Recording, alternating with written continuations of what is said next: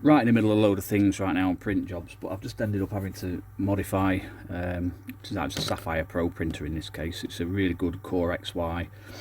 I've got a video section. I'll put a link to showing you the review of that. I'm converting it to Duet Wi-Fi. Only things that let it down, one are the heatsink cooling fan, which you can either change, or I put a bimetallic copper and stainless steel heat break in there, and that seemed to work great actually without having to change anything on one of the other ones I have. But yeah, that fan's not great, and the part cooling fan is one of these Yusong Shite. I'll call it Shite. Yusong Shine. It's just ridiculous. It doesn't do anything at all. There's hardly any blow out of it. Whereas these, bought from Maker's Hut, I'll show you what they are. So there's the Yusong Shine. There's the Maker's Hut one. It's only 0.6 of an amp actually, but it is ball bearing, which I guess this is probably plain brass journal type bearing. Anyway, I thought I would just demonstrate the difference between these fans, and it is a minefield. I've bought loads of different fans for all sorts of different printers off eBay and Maker's Hut and Banggood and Alibaba and RS and all over the place, and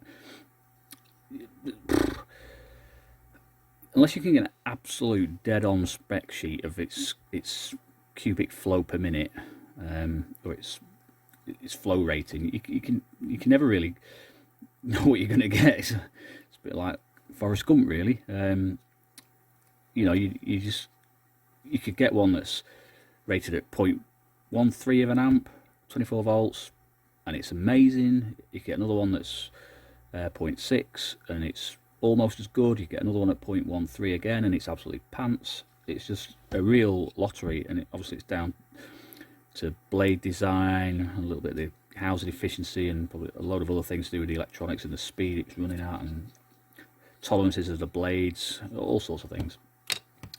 But yeah, you never know what you're going to get. So just to demonstrate that, I'm just going to get a piece of paper,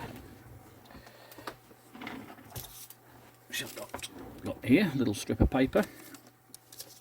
So we'll start with the Yusong Shine, shall we? So we'll put, it's important to get these the right way around. So we've got a little 24 volt supply here. I'm going to stick that on there. Well,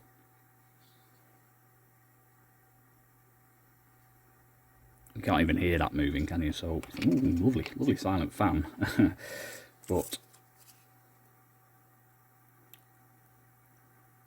I'm going to put, it's not stiff, this paper, not stiff by any means. I'm going to put that in front of that fan.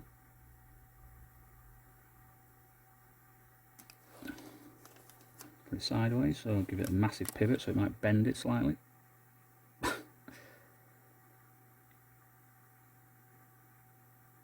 Not the best.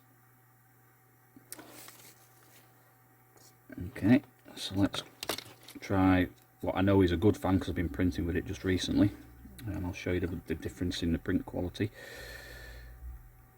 So this is a different one. Let's put that into there.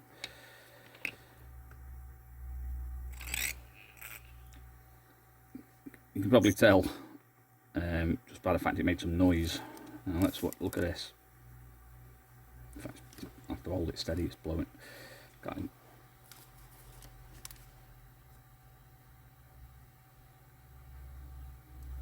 There you go. Look at the difference.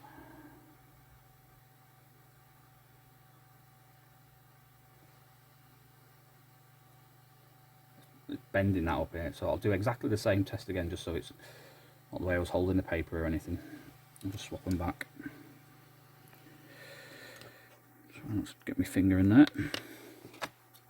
Let's waz it back.